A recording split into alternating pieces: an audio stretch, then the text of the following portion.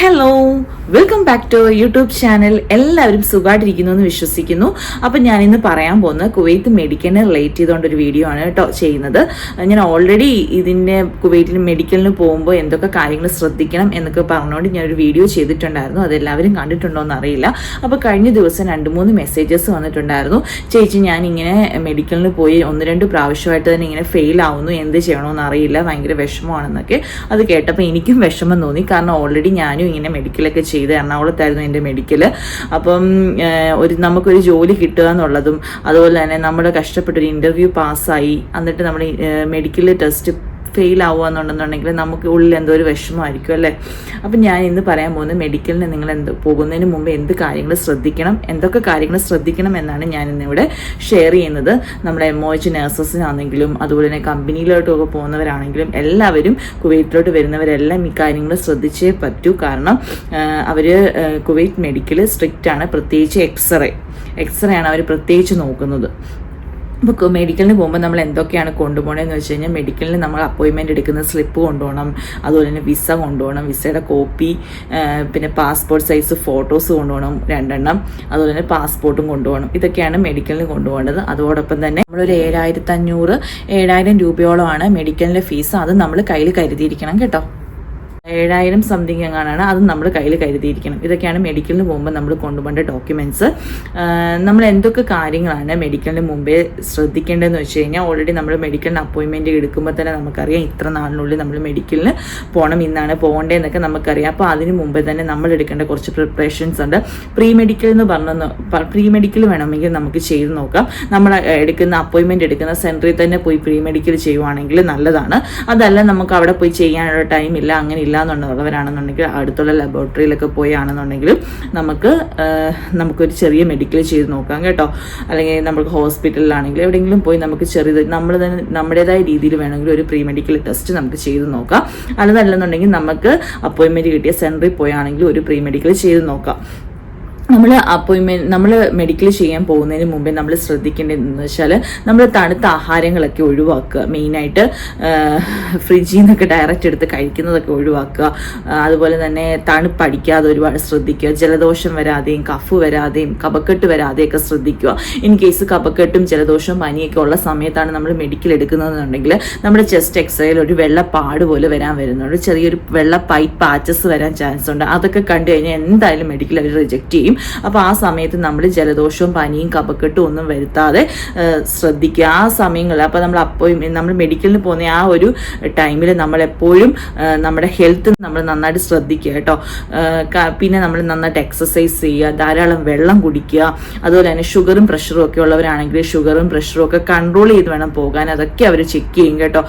പഞ്ചസാരയാണെന്നെങ്കിലും ഉപ്പാണെന്നുണ്ടെങ്കിലും നമ്മുടെ ഫുഡിൽ നിന്ന് അത്യാവശ്യം കുറയ്ക്കുക. അപ്പോൾ ഇതൊക്കെ നമ്മൾ ശ്രദ്ധിക്കുക.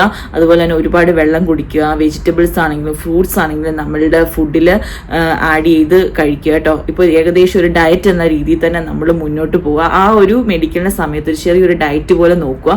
അതുപോലെ തന്നെ എക്സസൈസ് ചെയ്യുക. നമ്മുടെ ഹെൽത്ത് എപ്പോഴും ഫിറ്റാക്കി വെക്കുക. അപ്പോൾ ഉറപ്പായിട്ട് നമ്മൾ പാസ്സാവും കേട്ടോ.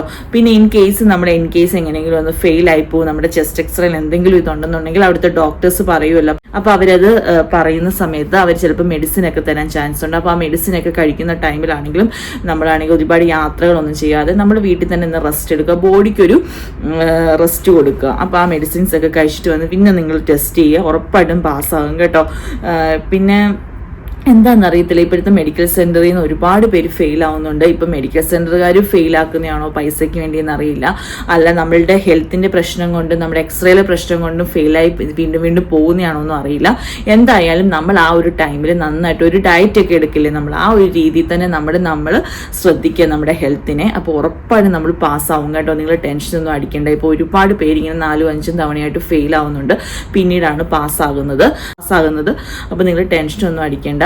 പിന്നെ പോകുന്നതിന് മുന്നേ നന്നായിട്ട് പ്രാർത്ഥിക്കുമ്പോൾ എന്തായാലും നിങ്ങൾ ഏത് ദൈവത്തെയാണോ വിളിക്കുന്നത് നന്നായിട്ട് പ്രാർത്ഥിച്ചിട്ട് ഇപ്പോൾ ഉറപ്പായിട്ടും കിട്ടും. നമ്മൾ ഇത്ര കഷ്ടപ്പെട്ട് നമ്മൾ ഇൻ്റർവ്യൂ പാസ്സായി ജയിച്ചു, അല്ലെങ്കിൽ ഒരു വർക്ക് വിസയിൽ ഒരു നാട്ടിൽ പോകാൻ വേണ്ടി നമുക്ക് ഇത്രയൊക്കെ ശരിയാവുമ്പോൾ നമ്മൾ എന്തായാലും മെഡിക്കലിൻ്റെ കാര്യത്തിൽ നമ്മൾ ഫെയിലായി പോകത്തില്ല. അപ്പോൾ നമ്മൾ പാസ്സാവുക തന്നെ ചെയ്യും.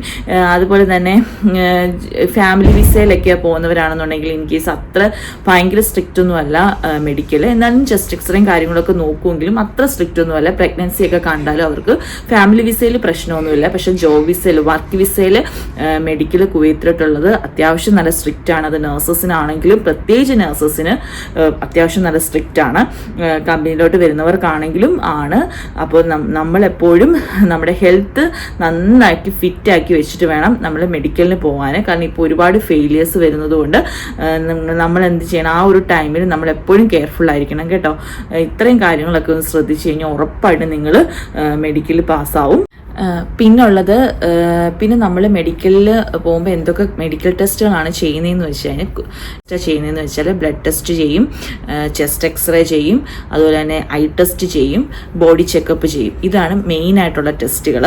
അതിനകത്ത് മെയിനായിട്ട് അവർ ചെക്ക് ചെയ്യുന്നത് ചെസ്റ്റ് എക്സ്റേ ആണ്. പിന്നെ ബ്ലഡ് ടെസ്റ്റിൽ അവർ നോക്കുന്നത് ഷുഗർ ഉണ്ടോ അങ്ങനെയുള്ള കാര്യങ്ങളൊക്കെയാണ് നോക്കുന്നത്. അതുപോലെ തന്നെ പ്രഷർ ഉണ്ടോ ഷുഗർ ഉണ്ടോ എന്ന് അവർ ചെക്ക് ചെയ്യും. അതുപോലെ ബ്ലഡ് ടെസ്റ്റ് ചെക്ക് ചെയ്യുന്ന HIV, ഹെപ്പറ്റൈറ്റിസ് ഇതൊക്കെ അവർ ചെക്ക് ചെയ്യും കേട്ടോ. അതുപോലെ തന്നെ ഐ ടെസ്റ്റിനകത്ത് ലോങ് സൈറ്റും ഷോർട്ട് സൈറ്റും ഒന്നും വലിയ പ്രശ്നമൊന്നും വരത്തില്ല, കുഴപ്പമൊന്നുമില്ല. പിന്നെ ബോഡി ചെക്കപ്പ് എന്ന് പറഞ്ഞു കഴിഞ്ഞാൽ എനിക്ക് ബോഡി ചെക്കപ്പ് നാട്ടിൽ ചെയ്തിട്ടില്ലായിരുന്നു. ഞാൻ എറണാകുളത്തായിരുന്നു ചെയ്തിരുന്നത്. പക്ഷെ എനിക്ക് ഇവിടെ കുവൈത്തിൽ വന്നപ്പോൾ മെഡിക്കലിന് അവരെൻ്റെ വയറൊക്കെ ചെക്ക് ചെയ്തിട്ടുണ്ടായിരുന്നു. ബോഡി ചെക്കപ്പ് ഉണ്ടായിരുന്നു. എൻ്റെ വയറായിരുന്നു അവർ നോക്കി. എന്തെങ്കിലും സർജറീസ് വല്ലതും ചെയ്തിട്ടുണ്ടോ, ഹെർണിയുടെ സർജറി ചെയ്തിട്ടുണ്ടോ, അപ്പൻഡിക്സിൻ്റെ സർജറി, അതാണ് അവർ മെയിനായിട്ട് ചെക്ക് ചെയ്തത്. അങ്ങനെയൊക്കെ ചെയ്തിട്ടുണ്ടെന്ന് അറിയാനാണ് അവർ വയറൊക്കെ ചെക്ക് ചെയ്യുന്നത്. അത് മാത്രം അതെനിക്ക് നാട്ടിലല്ല ചെയ്തത്, എൻ്റെ കുവൈറ്റിലായിരുന്നു ചെയ്തത്. പിന്നെ അതാണ് ബോഡി ചെക്കപ്പ്. എന്തെങ്കിലും നമ്മുടെ എന്തെങ്കിലും അസുഖം വന്നിട്ടുണ്ടോ, സ്കിന്നിന് എന്തെങ്കിലും ഡിസീസ് ഉണ്ടോ, എന്തെങ്കിലും പാടുകളുണ്ടോ, ഇതൊക്കെ ആയിരിക്കും അവർ മെയിനായിട്ട് ബോഡിയിലൊക്കെ ചെക്ക് ചെയ്യുന്നത്. ചെക്ക് ചെയ്യുവാണെന്നുണ്ടെങ്കിൽ, അല്ലെങ്കിൽ വയറിലൊക്കെ ആണെങ്കിൽ എന്തെങ്കിലും സർജറീസ് ചെയ്തിട്ടുണ്ടോ എന്നൊക്കെ അറിയാനാണ് ചെക്ക് ചെയ്യുന്നത്. ഇതൊക്കെയാണ് അതിനകത്ത്. പിന്നെ ലാസ്റ്റ് ഉള്ളതാണ് chest X-ray. Chest X-ray very important ആണ്. അവരതാണ് മെയിനായിട്ട് ചെക്ക് ചെയ്യുന്നത്. കാരണം കുവൈത്തിലേക്ക് ചെസ്റ്റ് എക്സ്റേ ഇമ്പോർട്ടൻ്റ് ആണ്. ഇപ്പം നമ്മൾ ഇൻ കേസ് നാട്ടിൽ നിന്ന് പാസ്സായി ഇവിടെ വന്നാലും കുവൈത്തിലെ മെഡിക്കൽ എടുക്കുമ്പോൾ എന്തെങ്കിലും ഒരു ചെറിയ പൊട്ടുണ്ടെങ്കിൽ പോലും നമ്മളെ അവർ പറഞ്ഞു വിടാൻ ചാൻസ് കൂടുതലാണ്. TB ആണ്, അതാണ് ഇതാണെന്നൊക്കെ പറഞ്ഞ്. അപ്പം ചെസ്റ്റ് എക്സ്റേ എപ്പോഴും കെയർഫുൾ ആയിരിക്കണം. ഇപ്പം നിങ്ങൾ നാട്ടിൽ നിന്ന് നിങ്ങൾ ഡയറ്റൊക്കെ നോക്കി നല്ലതായിട്ട് കഫൊന്നും വരുത്താതെ നമ്മൾ നന്നായിട്ട് എക്സ്റേ ക്ലിയർ ആയി ഇവിടെ വന്നാലും ഇവിടെ മെഡിക്കൽ എടുക്കാൻ പോകുമ്പം നിങ്ങൾ എപ്പോഴും ഇവിടെ ആണെങ്കിലും അതേപോലെ തന്നെ ഫോളോ ചെയ്തിട്ട് വേണം മെഡിക്കൽ എടുക്കാൻ പോകാൻ കേട്ടോ. പ്രത്യേകിച്ച് ചെസ്റ്റ് എക്സ്റേ എടുക്കാൻ പോകാൻ. അപ്പം ഇതാണ് മെയിനായിട്ടുള്ള ടെസ്റ്റുകൾ. കുവൈത്തിലോട്ടുള്ള മെയിനായിട്ടുള്ള ടെസ്റ്റുകൾ ഇതൊക്കെയാണ്. അപ്പോൾ വീഡിയോ ഇഷ്ടമാണെന്നുണ്ടെങ്കിൽ നിങ്ങളെല്ലാവരും ലൈക്ക് ചെയ്യണം കേട്ടോ. നിങ്ങൾ ആരും അങ്ങനെ ലൈക്ക് ചെയ്യൽ കുറവാണ്. അപ്പോൾ ലൈക്ക് ചെയ്യണം. ഇഷ്ടമാണെങ്കിൽ സപ്പോർട്ട് ചെയ്യണം. എനിക്കറിയാവുന്ന രീതിയിലും എനിക്കറിയാവുന്ന കാര്യങ്ങൾ ഞാൻ നിങ്ങളുമായിട്ട് ഷെയർ ചെയ്യുന്നത്. ഇഷ്ടമാണെങ്കിൽ സപ്പോർട്ട് ചെയ്യണം കേട്ടോ. Thank you. Bye bye.